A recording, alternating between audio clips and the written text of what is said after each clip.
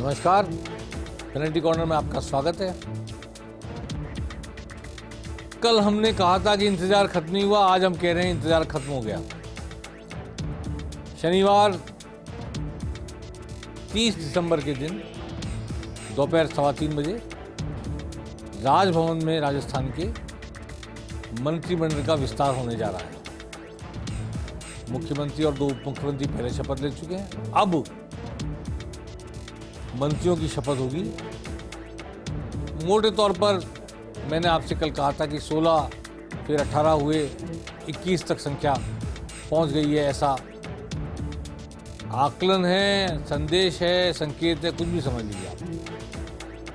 22 मंत्रियों की शपथ हो सकती है, 3 पहले से मौजूद हैं और 5 पद शायद खाली रखे जाएंगे। ये मैंने आपसे कल कहा था।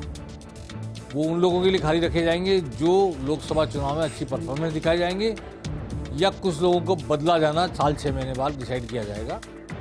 कोई परफॉर्मेंस रिव्यू होगा, उसके लिए भी होगा। तो फिलहाल अनुमान है कि 22 मंत्री शपथ ले सकते हैं। अनुमान कह रहा हूँ मैं, खबर नहीं कह रहा ये। और 3 पहले से हैं। मैंने बताया था आपको कल कि कानूनन 30 मंत्री हो सकते हैं मुख्यमंत्री सहित राजस्थान में 15% के हिसाब से। तो ये 25 कुल मंत्री हो जाएंगे, ऐसा अनुमान लगाया जा रहा है। अब मंत्री कौन बनेगा, इस पर बड़ा कौतूहल, बड़ी जिज्ञासा, बड़ी चर्चाएं।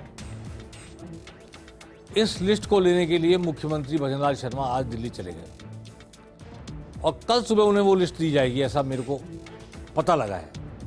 जेपी नड्डा से मिलेंगे, अमित शाह से मिलेंगे। कुछ मुद्दे हैं जिन पर डिस्कशन होना है या निर्देश प्राप्त करने हैं। ये करें या नहीं करें, वो करें या नहीं करें, कि ऐसे करने से वैसे होगा, वैसे करने से ऐसा होगा, कुछ बताना होगा। लेकिन उसके बावजूद वहाँ जो कुछ तैयार है वो उनको थमा दिया जाएगा और वो जयपुर आकर बुलाएंगे लोगों को। हो सकता है बुलावा दिल्ली से ही दे दिया जाए और फिर लोग शपथ लेंगे कल 3:15 बजे। राजभवन में 4 दिन से लगे हुए टेंट इंतजार कर रहे थे। अब उनके उपयोग का समय आ गया। कल मैंने आपसे एक बात कही थी कि देरी क्यों हो रही है, ऐसा मेरा अनुमान है, मेरे पास संकेत है कि 2 गैर विधायकों को मंत्री बनाए जाने के मुद्दे पर विचार विमर्श चल रहा है। मैंने कल आपसे नाम नहीं बताया था क्योंकि मुझे नहीं लगता कि मैं किसी के हितों को कहीं कोई आहत करूं, कोई आघात पहुंचाऊं, इसलिए मैंने नाम नहीं बताए थे। लेकिन अब सत्ता के गलियारों में भी, अखबारों में भी और जगह जगह चर्चाओं में भी, चैनलों पर भी नाम सामने आ गए। दोनों हारे हुए बड़े नेता हैं। कर्नल बैसला के बेटे विजय सिंह बैसला ने मेरे से एक सवाल किया था कि आप मालूम करो कि भाजपा के जो जातिगत शत्रु थे वो अधिकांश क्यों हार गए। जैसे वो गुर्जर समाज के कर्नल बैसला के बेटे, ऐसे ही सतीश पूनिया जाटों के शत्रु, राजेंद्र राठौड़ तो वो राजपूतों के शत्रु, सैनी जो मंत्री थे पहले वो मालियों के शत्रु प्रभुलाल सैनी। तो उन्होंने कहा इसकी खोजबीन कीजिए, पर खोजबीन तो नहीं की, लेकिन ऐसे ही चर्चा चलते चलते बात पहुंची। तो अब ये निकल कर आया कि राजेंद्र राठौड़ और सतीश पूनिया को कल मंत्री पद की शपथ दिलाई जा सकती है। आज मैं नाम ले रहा हूं। उन्हें विधानसभा भेजने के लिए 2 विधायक इस्तीफा देंगे, इस बात की पूरी संभावना है। उनमें एक विधायक चूरू की सीट के विधायक हो सकते हैं, जो पुरानी सीट थी राजेंद्र राठौड़ की, जहाँ से उनको चुनाव लड़ना था, लेकिन वो तारानगर चले गए, हार गए। तो फिर से चूरू की सीट के जो विधायक चुन के आए सारण, उनके इस्तीफे देने की चर्चा है। इस्तीफा अगर देंगे, सीट खाली होगी तो उपचुनाव होगा और लोकसभा चुनाव के साथ उपचुनाव होगा और मंत्री ने कल बना दिया जाएगा। मैं नहीं कह रहा बन रहे हैं, बनाया जा सकता है। और सतीश पूनिया दूसरे व्यक्ति, सतीश पूनिया के लिए भी एक विधायक इस्तीफा देंगे। वो विधायक कौन है, मैं फिर सनसनी नहीं फैलाना चाहता, लेकिन वो बीजेपी के विधायक नहीं है जो सतीश पूनिया के लिए इस्तीफा देने को तैयार है, ऐसा मुझे पता लगा है। और इस्तीफा देने वाले दोनों विधायकों का पुनर्वास किया जाएगा। एक को हो सकता है लोकसभा का चुनाव लड़ाया जाए और दोनों को मंत्री बनाए जाने का प्रस्ताव है। ये नहीं कह रहा कि प्रस्ताव मंजूर कर लिया आलाकमान ने, लेकिन प्रस्ताव विचाराधीन है। दोनों के बारे में कंसिडरेशन चल रहा है, सीरियस कंसिडरेशन है। मैंने आपको जानो 15 दिन पहले भी कहा था कि इन दोनों को पार्टी व्यर्थ नहीं गंवाएगी। इन दोनों की जो योग्यता है और जो इनका नेतृत्व क्षमता है, तो खास तौर पर राजेंद्र राठौड़ के लिए मैं कहना चाहता हूँ कि फ्लोर मैनेजमेंट विधानसभा में करने की जरूरत पड़ेगी भजनलाल जैसे नए मुख्यमंत्री के लिए। तो उसके लिए एक उपयुक्त पात्र चाहिए था, तो विधानसभा के अंदर बैठकर ही किया जा सकता। तो बिना विधायक बने भी विधानसभा के अंदर बैठ जाएंगे अगर मंत्री पद की शपथ ले ली तो, और फिर वो फ्लोर मैनेजमेंट का काम और प्रतिपक्ष का मुकाबला करने का काम, क्योंकि 70 लोगों का प्रतिपक्ष है, 69 कांग्रेस, एक कांग्रेस समर्थित सुभाष गर्ग और एक हनुमान मेरीवाल भी मानता हूं, लेकिन हो सकता है सतीश पूनिया के लिए जो इस्तीफा दें वो इस 71 को 70 कर दें। तो इसलिए इस भारी भरकम और मजे हुए लोग हैं, शांति धारीवाल हैं, अशोक गहलोत खुद हैं, और मालवीय हैं, महेंद्रजीत सिंह मालवीय हैं, डोटासरा हैं, नरेंद्र बुढ़ानिया हैं, कई दिग्गज लोग हैं। इसलिए बीजेपी को फ्लोर मैनेजमेंट करने के लिए ऐसे व्यक्ति की जरूरत पड़ सकती है। तो ये कंसिडरेशन चल रहा है। हो सकता है कल आपको खबर मिले कि 2 गैर विधायक मंत्री बन गए। कानून है कि 6 महीने के भीतर उनको चुनाव जीतकर विधायक बनना है। 2 विधायक उनके लिए हो सकता है इस्तीफा दें और उपचुनाव हो लोकसभा चुनाव के साथ, और संभवतः विधायक बन के वो कंटिन्यू करें 5 साल लगभग होंगे। ये एक बड़ी महत्वपूर्ण खबर आई। हालांकि कुछ और लोग भी हैं जिनके मन में लड्डू फूट रहे, जो हार गए चुनाव, लेकिन उनका लेवल वो नहीं है, उनका कद वो नहीं है, और उनकी उपयोगिता पार्टी के लिए वो नहीं है, विधानसभा में उनकी उपयोगिता नहीं है। इसलिए पार्टी की नज़र इन 2 पर है। प्रस्ताव इन 2 को लेकर बनाया गया। इस प्रस्ताव को लेकर शायद मेरा अनुमान है कि भजनलाल आज सलाह मशवरा करके लेकर गए हैं इस प्रस्ताव को। अब वो मंजूर होता है नहीं होता, आलाकमान करती नहीं करती है, क्योंकि तर्क दिया गया है पुष्कर सिंह धामी भी चुनाव हार गए थे पर फिर मुख्यमंत्री बनाए गए। तो चुनाव हारने से पार्टी उनकी उपयोगिता खत्म मान ले, ये नहीं होगा। ऐसा प्रस्ताव बनाकर ले जाया गया। गॉड नोज कल पता लगेगा हमें 3:15 बजे कितने मंत्री शपथ लेते हैं, कौन कौन लेते हैं। इस पर बहुत चर्चा चल रही है। अब एक भगवा चेहरा जरूर होगा। मैंने पहले कहा था प्रतापपुरी होंगे या महेंद्र बालकनाथ होंगे। एक भगवा चेहरा जरूर होगा, एक बिल्कुल पूर्व एक्सट्रीम पूर्व, एक एक्सट्रीम पश्चिम। तो दोनों में से एक, लेकिन पश्चिम वाले की संभावना में ज़्यादा इसलिए बता रहा था कि प्रतापपुरी पाकिस्तान से लगी हुई सीमा पर भगवा चेहरा है और गाजी फकीर के परिवार को हरा गया है। फिर भी दोनों भी हो सकते हैं, मैं इससे इनकार नहीं करता, पर एक तो होगा ही होगा भगवा चेहरा, ऐसा मेरा मानना है। फिर कई परमिटेशन कॉम्बिनेशन है। कोटा के संदीप शर्मा होंगे या अलवर के संजय शर्मा होंगे, दोनों में से एक होगा, ऐसी चर्चा है। ताराचंद जैन होंगे उदयपुर के नए, पहली बार जीत के आए, या अतुल बंसाली होंगे जोधपुर के। 2 जैन हैं, इनमें से एक जीत बन सकता है। श्रीचंद कृपलानी, प्रताप सिंह के साथ साथ जो बाली के विधायक है पुष्पेंद्र सिंह राणावत, खीवसर, ये 5-6 नाम ऐसे हैं। जसवंत यादव जो वसुंधरा राजे के बहुत ही, गजेंद्र सिंह खीवसर बड़े क्लोजेस्ट लोगों में माने जाते हैं। अब इनमें से कौन आता है, कितने लोगों को उनकी योग्यता सबकी है। कैबिनेट मंत्री रहे हुए हैं अधिकांश, इनमें से सभी रहे हुए लगभग। प्रताप सिंह सिंघवी, गजेंद्र सिंह खीवसर, पुष्पेंद्र सिंह राणावत, जसवंत यादव, श्रीचंद कृपलानी।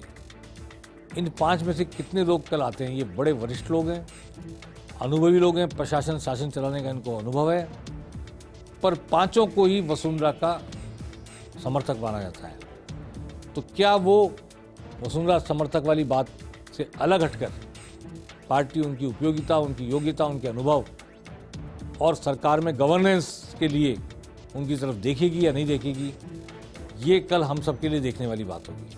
अजय किलक का नाम भी मैं ले सकता हूँ, क्योंकि अजय किलक के मौसा जी CR चौधरी जो सांसद और केंद्रीय मंत्री थे, वो इस खेमे से बाहर आ गए थे चुनाव से पहले ही।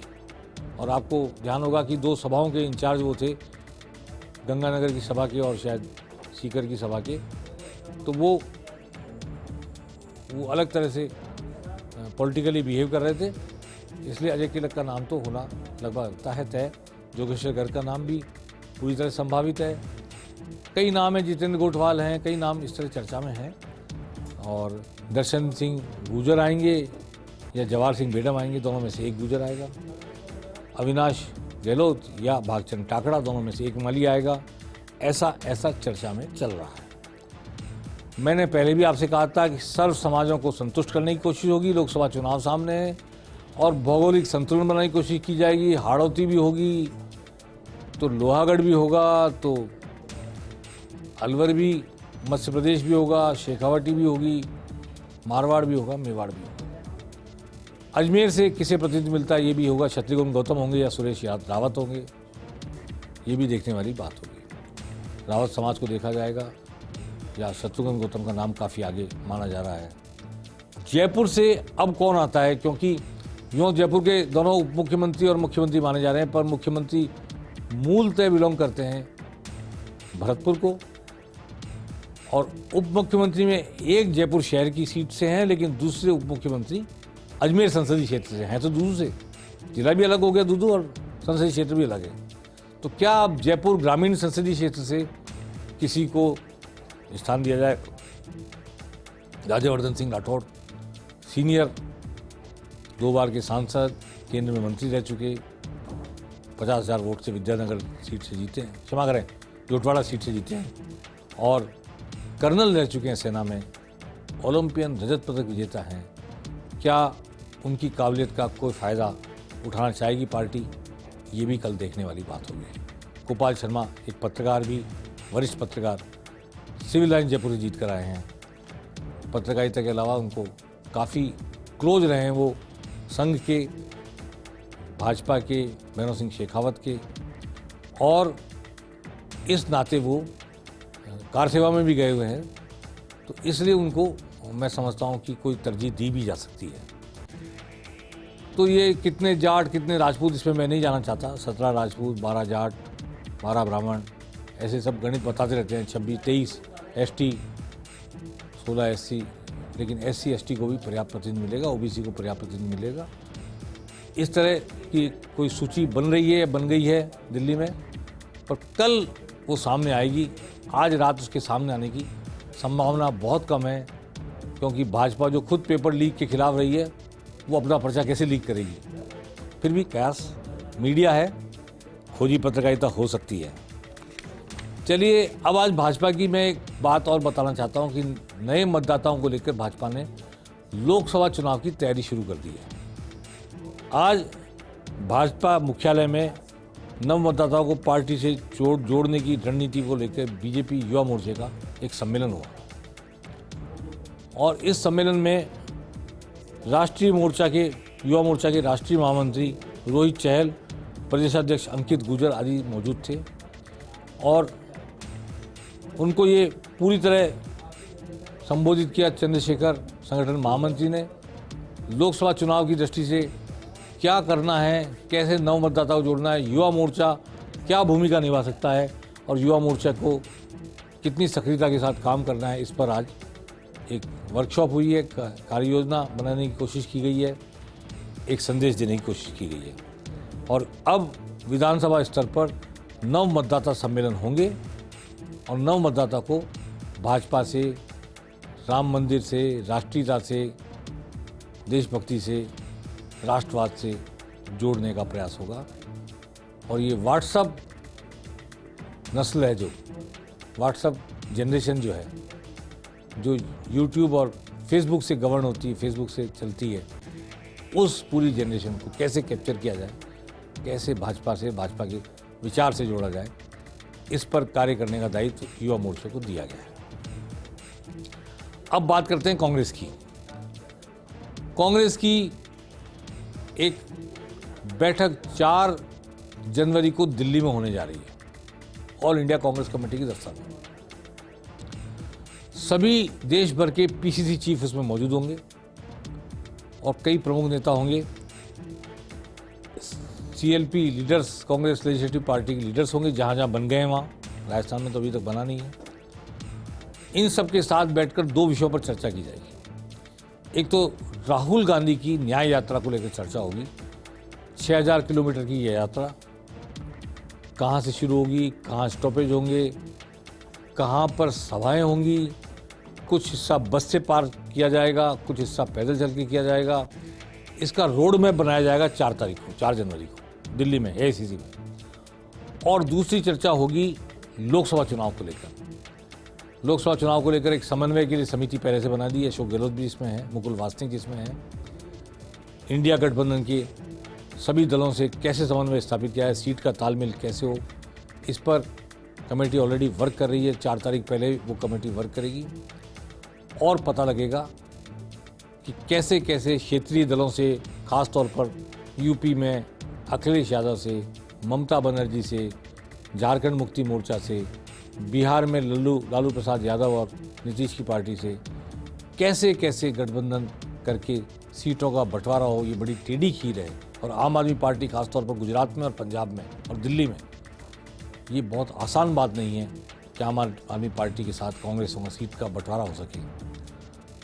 बड़ा दुष्कर कार्य है, लेकिन करने का दायित्व सौंपा गया है इंडिया गठबंधन के लिए एक कमेटी को। 5 सदस्यीय कमेटी में अशोक गहलोत भी हैं और मुकुल वासनिक उसके संयोजक हैं, मोहन प्रकाश भी उसमें है। तो देखने वाली बात होगी कि कमेटी क्या करती है। एक खबर और कांग्रेस के खेमे से आई है। जैसा कहा गया था, राम मंदिर की प्राण प्रतिष्ठा समारोह का निमंत्रण विपक्षी नेताओं को भी भेजा गया है। कांग्रेस ने आज इस बात की तायीद की कि कांग्रेस को ये मिल गया है निमंत्रण, सोनिया गांधी के लिए और राहुल गांधी के लिए मिल गया है निमंत्रण। 22 जनवरी को राम मंदिर की प्राण प्रतिष्ठा में ये जाएंगे या नहीं जाएंगे, इस पर निर्णय अभी होना बाकी है और निर्णय फिलहाल नहीं किया गया। इस बात की जानकारी कांग्रेस के सूत्रों से मिली है। यथा समय निर्णय कर लिया जाएगा। अभी काफ़ी समय है, 3 हफ्ते से अधिक का कुछ समय है और शायद इस पर भी चर्चा 4 तारीख की एआईसीसी की बैठक में होगी, एआईसीसी में होने वाली बैठक में होगी। इसके क्या रिपरकेशन होंगे, जाएं या ना जाएं, नहीं जाने पर क्या होगा, जाने पर क्या होगा। कांग्रेस अभी अधरजुल में है और सनातन को लेकर जो बहस छिड़ी हुई है, हिंदुत्व को लेकर जो बहस छिड़ी हुई है, उसमें कांग्रेस का जो स्टैंड है उसके अकॉर्डिंगली जाना उचित होगा या नहीं होगा, इस पर भी आगे बात करेगी कांग्रेस अपनी पार्टी के भीतर। तो देखते हैं कल कौन बनता है मंत्री, कौन बनेगा मंत्री और क्या यह जो प्रस्ताव है 2 गैर विधायकों को मंत्री बनने का, सिरे चढ़ पाता है या नहीं, इस पर भी कल हम सबकी निगाहें रहेंगी। और आने वाले मंत्रिमंडल में या मंत्री परिषद कह दूं मैं उसमें, क्योंकि राज्य मंत्री जब होते हैं तो मंत्रिमंडल मंत्री परिषद हो जाता है। स्वतंत्र प्रभार के होते हैं तो मंत्रिमंडल कैबिनेट वालों के साथ, लेकिन जब राज्य मंत्री होते हैं तो वो मंत्री परिषद हो जाती है। तो मंत्री परिषद का विस्तार होगा कल और विस्तार के बाद में अनुमान है कि 22 मंत्री कल शपथ लेंगे। हम नहीं कह सकते कि वास्तविकता है या नहीं, लेकिन सुनने में आया है और उनमें किसको क्या विभाग मिलेगा, उम्मीद है अगले दिन ही शायद इसकी घोषणा हो जाएगी या उसी दिन शाम को घोषणा हो जाएगी। तो कल हालांकि शनिवार है, पेनल्टी कॉर्नर का दिन नहीं है, लेकिन ये दिन हर स्थिति में पेनल्टी कॉर्नर का है। हम प्रयास करेंगे कल आपके सामने हाजिर हों, नए मंत्रिमंडल को लेकर चर्चा करें, समीक्षा करें, विश्लेषण करें और इस पर आपसे बात करें। पेनल्टी कॉर्नर में आज बस इतना ही। नमस्कार।